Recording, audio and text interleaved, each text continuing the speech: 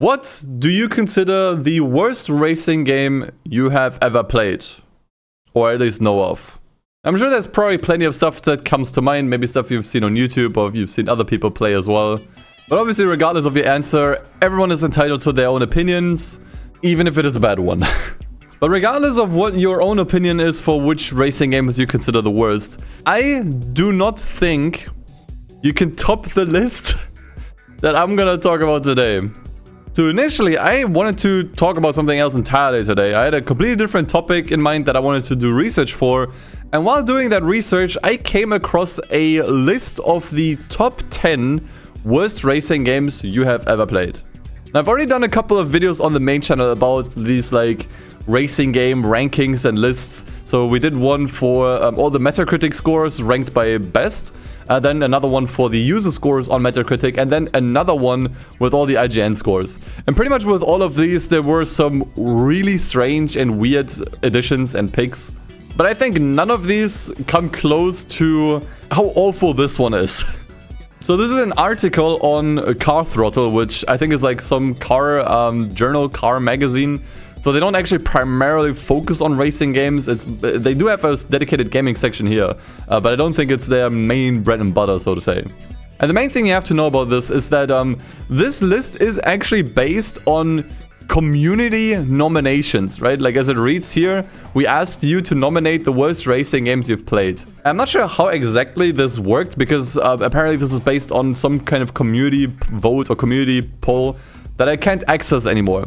So I'm not sure if people could just like write in the comments and upvote each other's comments, or if this was like a curated list of games and they could only like vote for those. But regardless, this is basically a mix of what the community had to say and what this magazine just kind of like compiled together. And let me tell you, it is one of the most nonsensical, stupid lists I have ever seen. So I'm not sure how these are ranked, like if these are supposed to get progressively worse or progressively better, or if it's just random.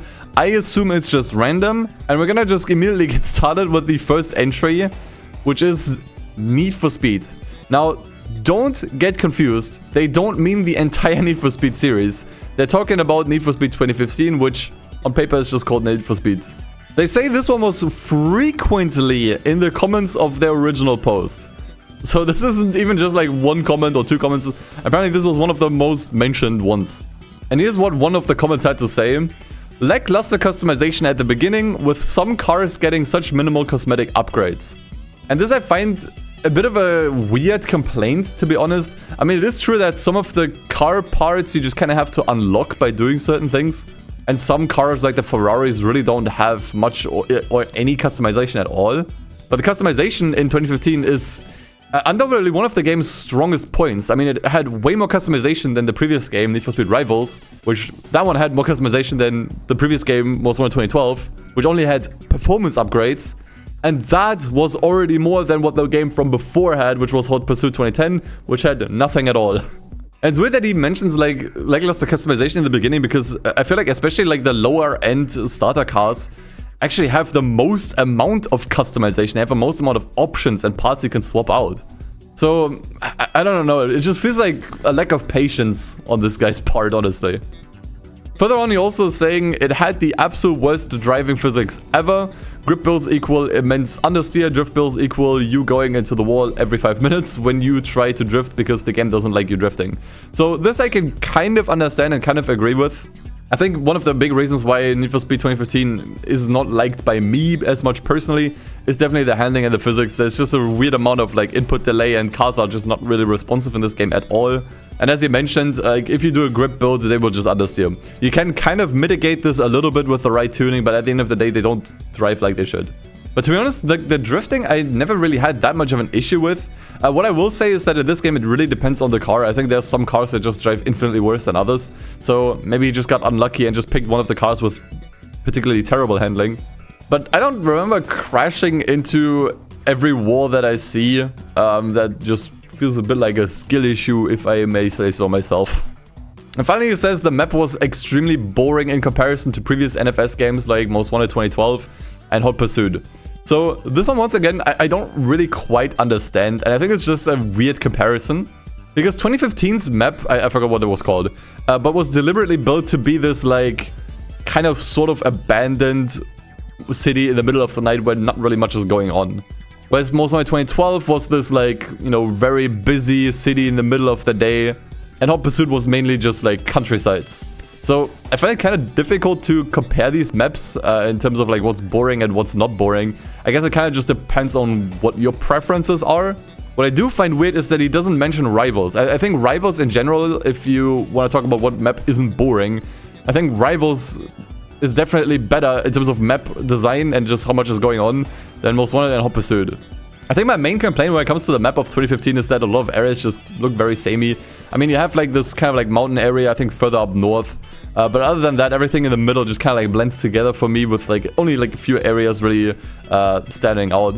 The main problem for me when it comes to map is just the road design. I think most roads are just way too narrow and just, you know, with the physics that I talked about earlier and also with how sensitive the crash cams are in this game and how easy it is for cars to just completely crash out, it just makes the driving fairly frustrating.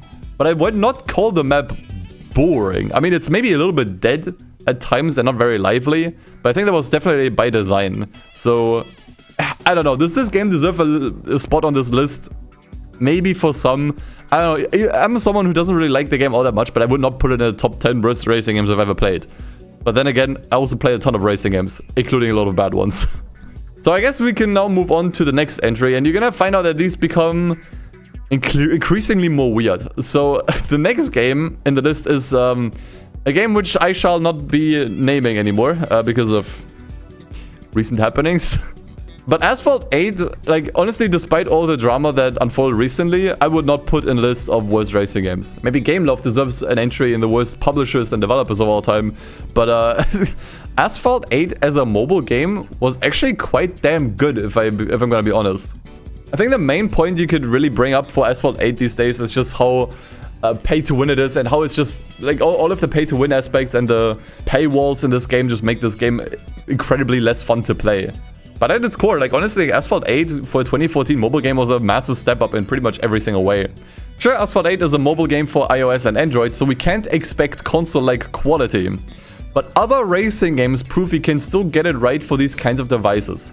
Okay, so for the time this came out in, which ones? Dude, like, actually, which ones?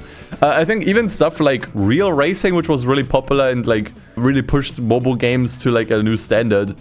I honestly think it was Asphalt 8 that came the closest to just a casual console arcade racer.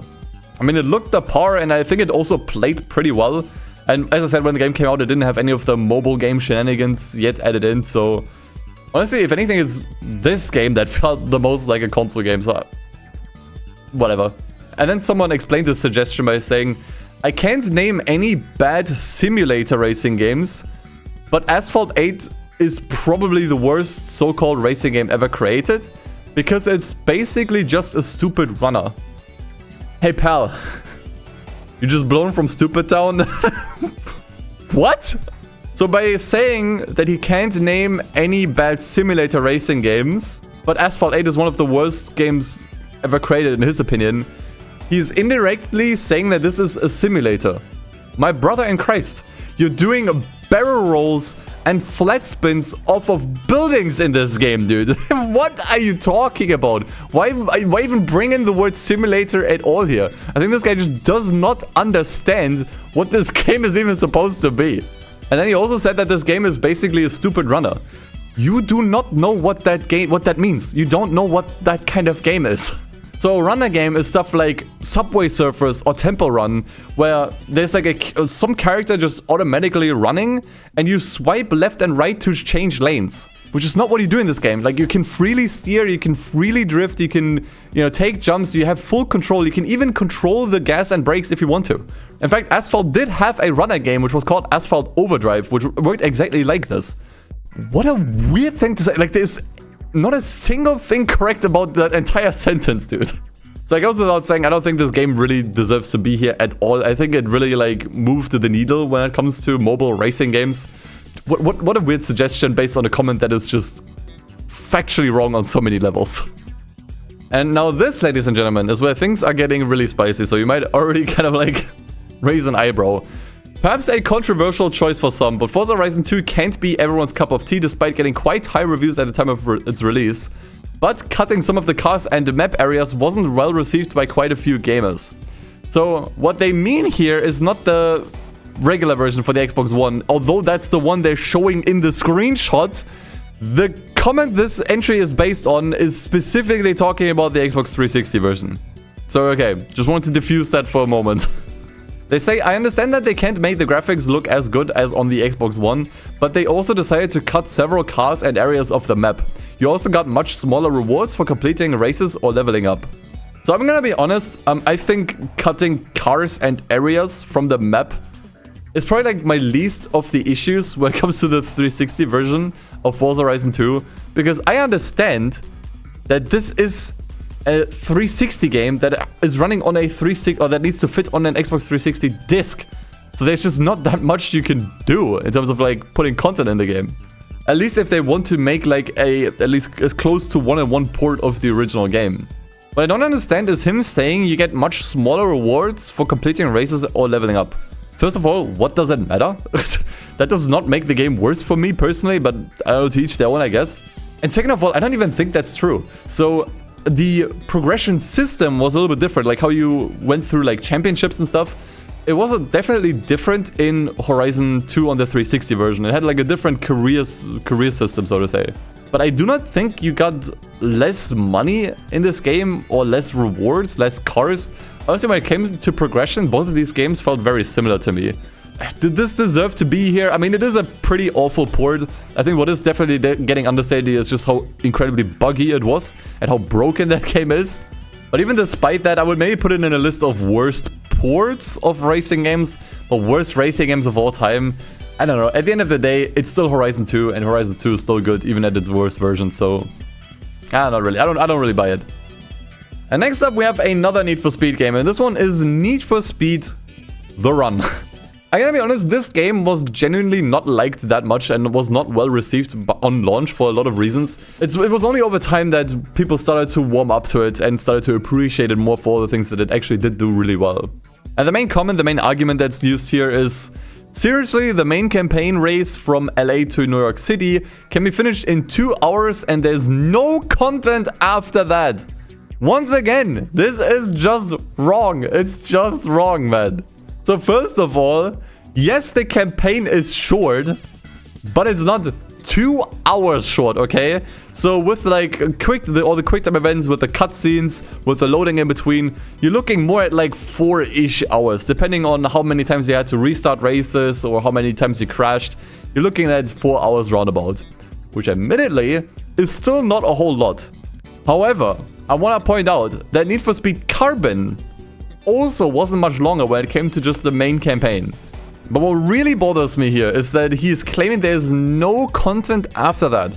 It's just wrong. You're just wrong. I'm sorry. There's like an entire challenge series that you can do after the main campaign, which I think is also longer than the main campaign, so there's actually more to do. And I swear to God, people sleep on this one so hard. The challenge series of this game is actually insanely good, because it turns out that the run actually has a phenomenal car list. It's one of my favorite car lists across any Need for Speed game, because there's so many awesome cars that you will only ever see in this game and never again. And the challenge series actually allows you to try some of those cars out. Usually these would only be dedicated to like opponents, because in the main campaign there's only a very limited selection of cars the game allows you to use. But in the challenge series you get to try out so many more cars. You can also like customize them like very lightly with body kits. It's genuinely so good. And it's my opinion where the real meat of the game is actually at. And that's not to mention that there's also a multiplayer that I guess doesn't count as content for him. So yeah, I'm gonna be honest, like despite the issues and despite how poorly received the game was at launch, I don't think it deserves here to be here at all. Like whatsoever, man. And now we move on to Forza Motorsport 5, ironically getting the 5th entry spot on the list. FM5 was seen as a disappointment to some when it was released for Xbox One, especially when compared to the previous games from the franchise. And there's actually quite a big write-up here, so let's get into all of this. It lost so much compared to previous motorsport games, especially FM4. FM4 had 500 cars at the launch, while FM5 only had 200. The track list is also small, with the fans' favorite Fujimi and Maple Valley gone. Let's pause there for now. I think this is valid, and I think people were justifiably disappointed when they moved from Forza Motorsport 4 to 5 and found out that pretty much all the content has been cut in half. However, I think in hindsight, we should appreciate this approach a little bit more, because what they do now with the Forza games, both Horizon and Motorsport, is they do not give a damn about the quality anymore. Like, they don't care anymore how outdated the car models are, how out of proportion they are, how low detail some of the extras are. They just throw everything in there. And I think it's partially because of this, right? Because back then people were disappointed that the game had less content than Forza Motorsport 4. When I think in hindsight, this was the better approach. Like, because back in the day for Forza Motorsport 5, at least they had standards, right? They wanted to put the game to a higher standard and cut out a bunch of stuff that just wasn't good enough. You know, they just didn't make the cut. They didn't want to have, like, for example, the Gran Turismo approach, where some cars have an interior and others don't, and some cars are low quality and others are not. So they just wanted to have everything be at a really high standard on both the cars and the tracks. Whereas nowadays, they just kind of throw everything in. They don't really care anymore if it looks good or not. And I think nowadays, people dislike Forza for that exact reason, right? It's because they don't care about the quality anymore. So in hindsight, I can actually appreciate Forza Motorsport 5 trying to, like, really up the standards for, you know, what you can experience in this game and what you can see in this game and what you can interact with in this game. However, that's not to say that I want to say that, you know, aren't allowed to feel disappointed. Obviously, it's a disappointment. And I think a lot of the, you know, content cuts also came down to the game being really rushed. But what I do not understand is how he goes on to say, and the physics are by far the worst in any Forza game ever. Huh? I'm not sure what exactly he's talking about, like what part of the physics. Is he maybe meaning the handling? So the cars definitely feel a little bit more weighty, a little bit more heavy in Forza Motorsport 5.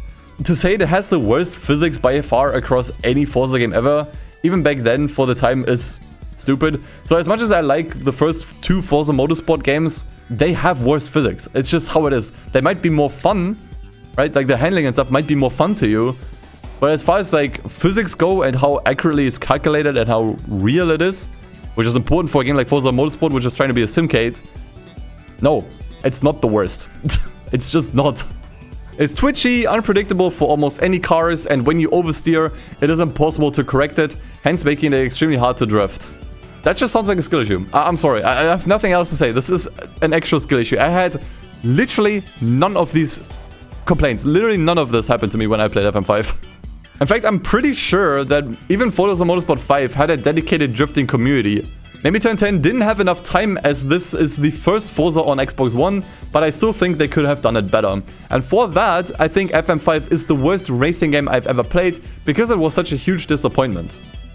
So I can kind of understand where he's coming from here, but I don't think you can equate disappointing to bad. I think these two things are mutually exclusive to one another. Like, just because you are disappointed in the game doesn't automatically make it bad. It just makes it not as good as you were hoping for. And I think, like, when it comes to Forza Motorsport 5, despite all the negatives with the content and everything, it's still okay. Like, it's still at least fine. Like, it's not, it doesn't deserve a placement on the worst racing games ever. Maybe, like, if this is truly the worst racing game this guy has ever played, then he must have only ever played Forza. Like, I'm sorry. Now, moving on, we have Need for Speed No Limits. And this one I can maybe understand a little bit more than Asphalt 8. But their explanation for this and why it deserves to be here is probably the most nonsensical out of the entire list. They write, people weren't happy with how it was presented in the app stores and how it actually was in reality. So let that sink in for a moment. It's not about the game. It's about how it was presented in the App Store. They further explain with a quote, they put pictures in the App Store like the console version, but in reality it looks the worst. Plus the races are so short. I think a brain cell just died trying to read this. It's just... Okay, so first of all, Need for Speed No Limits does not have a console version. This game is not on consoles or PC. It's a mobile exclusive, okay? What I think he means with this, though, is compared to 2015, which was, you know, the last console game that released previously before this game came out.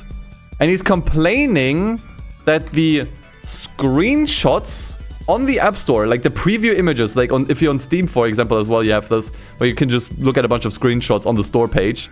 And they complain that these pictures look exactly like Need for Speed 2015, which is already wrong. Like, they don't. Like, I'm sorry. And then complain that the game looks worse. Either worse than Need for Speed 2015 or worse than the images that are presented on the App Store. So, what he doesn't understand is that these mobile games adjust their graphics based on your device, okay? And your device heavily dictates what the game will look like on your phone. So if you have a slow phone, the game will look worse than on the screenshots. Whereas the screenshots are taken on like the best possible graphic settings in these games, okay? It's literally no different than on PC. The complaint with the races being short, I do understand though, that they are really short. If that's the only complaint he has, then wow, dude. Yeah, game doesn't look as good on my phone as on the App Store. It doesn't look like the console version. I'm moving on. This is my brain cells are actively trying to decipher this more. And next up, we have Project Cars. And the writer of this article actually says that he really likes Project Cars despite all the issues that he has with it. And if you are expecting some kind of like explanation for why this is here, do not get your hopes up. It's literally just 2 short sentences.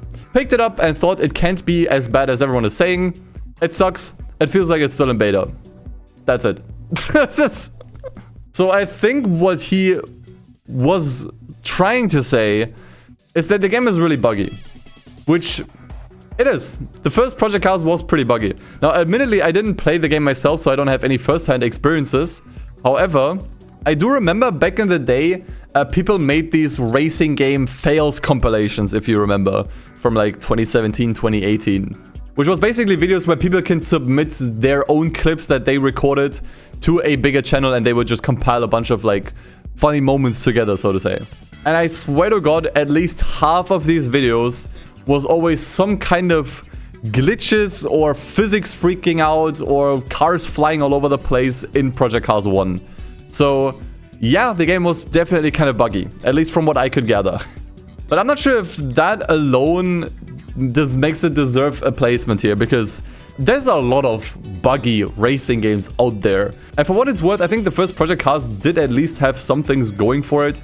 It tried to like kind of like bring the sim racing market to a more casual audience. It tried to cover a ton of bases with like a ton of like tracks and cars that you don't really typically see in racing games, let alone sims packed together.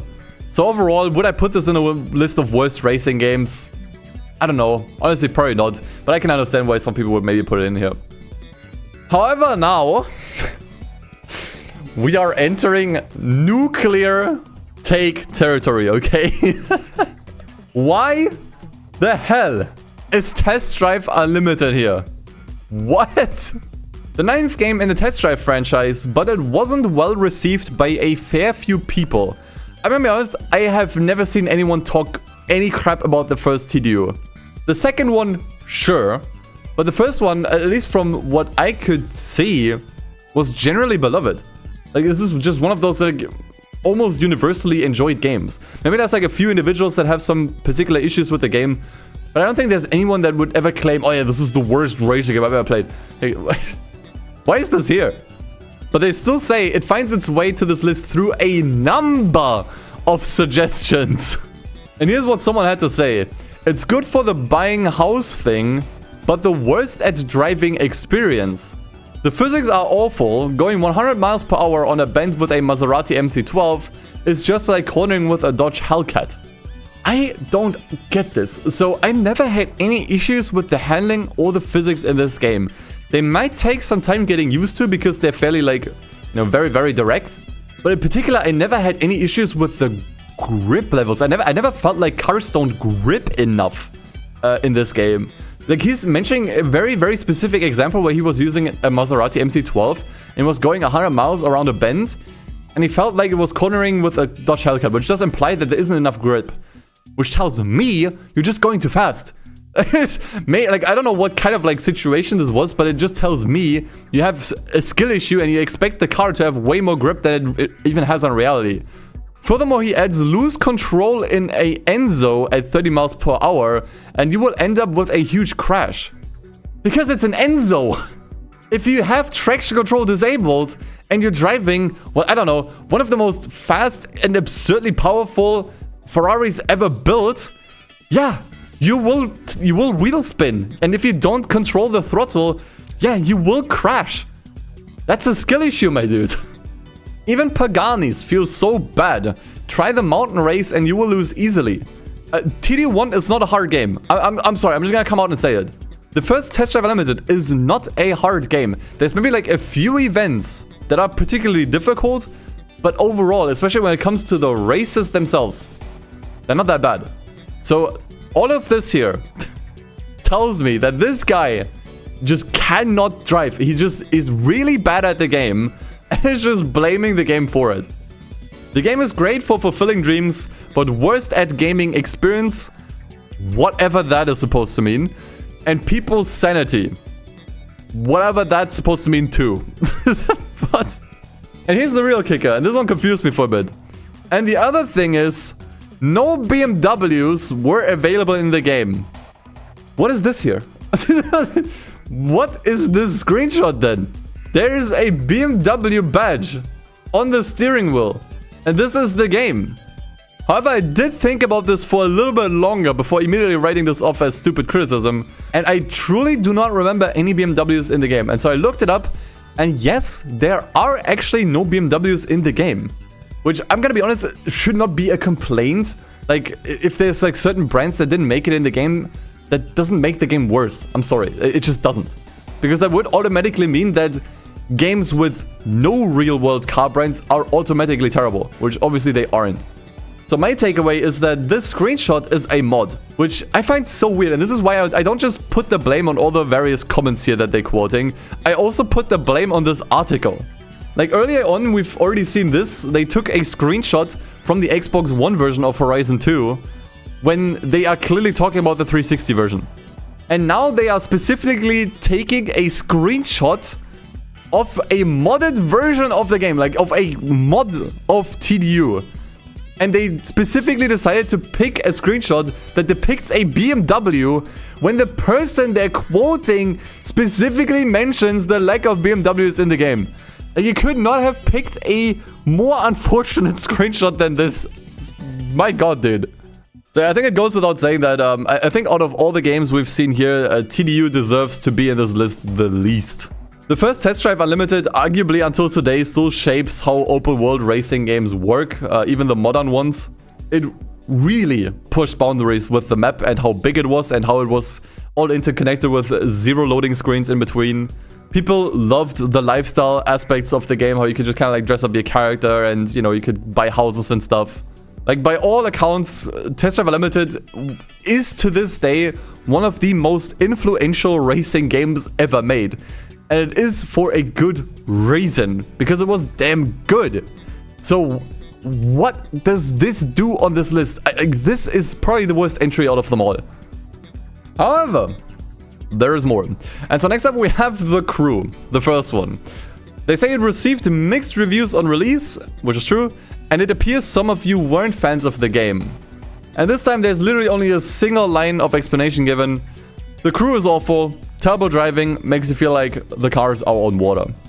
I know back then people complained a lot about the handling, which I'm just talking for myself here, I never understood, I never got. Because back in the day, I did also play the first Crew game, the original release before any updates, on an Xbox One, and I had no issues. Now, it wasn't the best handling I've ever felt, it wasn't the best physics I've ever experienced, but it was perfectly fine. It was serviceable. All the cars felt different. You know, there was a clear weight shifting that was going on with the cars. It felt fine. Off-roading felt okay. You know, like, it wasn't amazing, but it was fine. And then over time, they updated the game with new physics and new handling, which, as I proved in a previous video, which you can see here, I made an entire video on how this game got butchered with subsequent updates, and people liked it. People thought it was better. Although now, with the new update, the physics are completely borked, because your car at any point can just launch high up into the air. There's a weird auto-balancing system where if you're mid-air, there aren't like any like believable physics going on. The car just always tries its best to straighten out. And worst of all cars feel the same. Like with the new updates, all the cars feel the exact same to drive. So, like, truthfully, I never understood all the complaints for the handling in this game. I think the original game was perfectly fine. And in fact, nowadays, with, you know, the game being available offline thanks to the Crew Unlimited project, people actually started to, at least in some parts, revert the physics changes and revert some of the handling changes. And I gotta be honest, I tried some of those mods out, and the game immediately feels so much better to play. Once again, I will probably make a dedicated video on this sometime in the future, but this is something I just do not understand, and especially like this in particular feels so disingenuous to me, because if you don't like a game because of the handling, that's fine. But don't call it one of the worst racing games ever made, because you just completely ignore all the great stuff that this game did. So, you know, the Crew had an amazing map. I think it was just an insane upgrade over TDU. It pushed that boundary even further with, you know, how big a map can be and how detailed it can be. And on top of that, it also had a really fun story with fun missions and a great endgame too. Like, if you didn't like the game because of the handling, fine. But like, downplaying everything else that this game did is just really disingenuous. It 100% does not belong here. And now you might wonder what could possibly be the last entry on this list. What could be the final racing game that also belongs on this list? And it's not much of a surprise. And so obviously they put Big Rigs Over the Road Racing on this list, which, yeah, I mean, it is pretty much the worst racing game ever made. Like, it is de facto, probably. But what bothers me so much about this is how do you have all of these games, generally good or at least okay racing games, packed together in the same list as Big Rigs? Like, regardless of what you think of any of the games I've talked about before and that were on this list, you have to admit that none of these come even close to the same level as Big Rigs. It's so disingenuous. And you'd think that, you know, the comments just kind of like slam this article with like how stupid these picks are. But it turns out for the most part, not really. Like one comment here says, I can actually agree on all of these except Need for Speed The Run, which I haven't played. This is the only reason why he doesn't agree with it, because he hasn't played it. And then this is another comment talking about the Crew. The map may be big and it has variety, but did you look at the details? There's not a lot of them in most areas. You're just not paying attention. I'm sorry. So there are collectibles in this game called landmarks, which I must have brought up at least 3 times by now. But you can basically just drive up to certain spots and they exist to highlight certain unique buildings or areas in the game that have entirely unique assets. Like, you can do an insane amount of sightseeing in the Crew and learn an absurd amount about the United States on a geographical level. To say it has no details is stupid. Like, it arguably has more details than the latest The Crew Motorfest, where they removed the pedestrians and there's less traffic and some of the areas are somehow more empty. But yeah, sure, if you're driving through some of the deserts or some of the like outback type areas, yeah, there isn't any details because that's what these areas look like. Try to find any details in some of the canyon or like outskirt areas in the United States, they're empty. Like the best you're gonna find there is maybe like some kind of like Walmart or something in the middle of nowhere. So yes, this concludes the worst list about the worst racing games of all time. I think I've said everything I've needed to say. Honestly, if I would make a list like this, I would probably rather add games like Flatout 3 or the DS version of Most Wanted. Like, those are what I would actually consider like the worst racing games of all time, or at least the worst racing games that I've ever played. Yeah, this entire list is just such a huge miss. For a lot of these entries, they don't even have like any good explanations, and at times they're also just wrong about things. So just a massive L. And I found this one super entertaining, so I just had to talk about this list. Let me know about what your worst racing games of all time are. What are your picks? What are some of the worst racing games that you've ever played? Let me know about them in the comments, and maybe we can compile a more thoughtful list than this one. Shouldn't be too difficult. Anyway, thanks so much for watching today's video. Until next time, take care, take it easy, and as always, peace. See you guys.